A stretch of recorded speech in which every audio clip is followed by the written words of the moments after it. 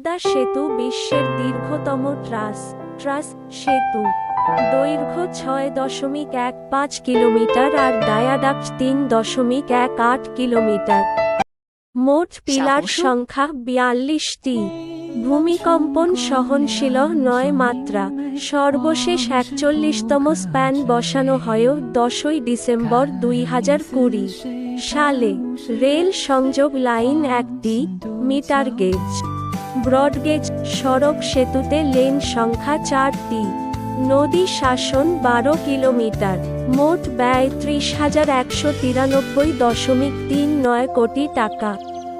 মুন্সিগঞ্জ, শরীয়তপুর, মাদারীপুর 3টি জেলার উপর নির্মিত দেশের বৃহত্তম সেতু। মাওয়া, মুন্সিগঞ্জ, সাথে জাজিরা। শরীয়তপুর বাংলাদেশের উত্তর দক্ষিণ প্রান্তকে যুক্ত করবে। সংযোগ করেছে দক্ষিণাঞ্চলের 21টি জেলাকে। আয়ুষ্কাল 100 বছর। পরিচালনা করছে সেতু বিভাগ, সড়ক পরিবহন ও সেতু মন্ত্রণালয়। তৎকালীন প্রধানমন্ত্রী শেখ হাসিনা সেতুর ভিত্তিপ্রস্তর স্থাপন করে 4 জুলাই 2001 সালে।